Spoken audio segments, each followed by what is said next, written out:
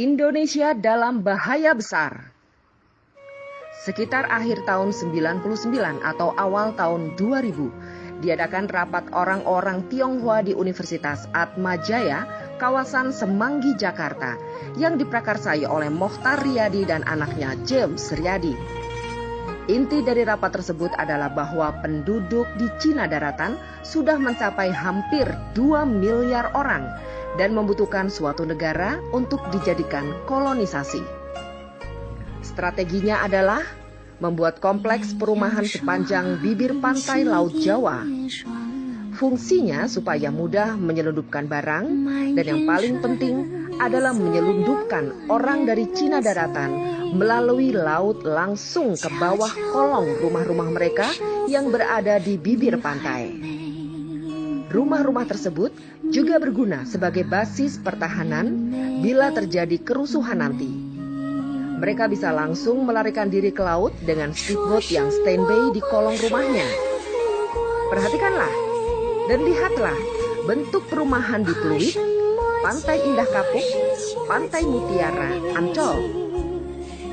Berubah Undang-Undang Dasar 1945, terutama pasal tentang presiden harus pribumi asli, diganti. Cukup hanya dengan syarat bahwa yang penting presiden harus berkewarganegaraan Indonesia, tidak harus pribumi asli. Baru-baru ini, Jawa Pos merilis berita bahwa Indonesia harus waspada karena ada 200 juta tenaga kerja asing asal Tiongkok yang akan masuk ke negara kita. Ya, 200 juta orang. Jadi sebenarnya Jokowi itu siapa bagi orang Cina?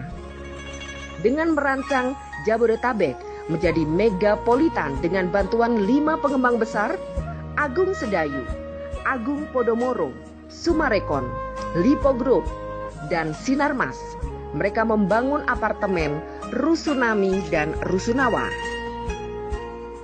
Kemudian apartemen Rusunami dan Rusunawa diisi oleh orang-orang Tionghoa, dan tinggallah orang pribumi jadi babu, satpam, OB, dan supir. Semua bukti menyatakan kebenaran pernyataan ini. Apalagi setelah Ahok merencanakan penggusuran 130 titik pemukiman pribumi di DKI Jakarta.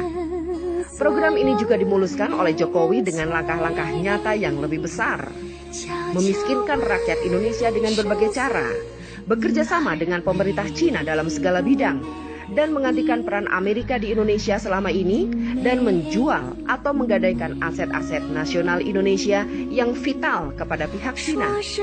Jokowi secara sengaja membuat ekonomi dan politik Indonesia carut-marut untuk membuat pribumi semakin hancur berantakan, banyak pengangguran, dan jumlah orang miskin semakin besar.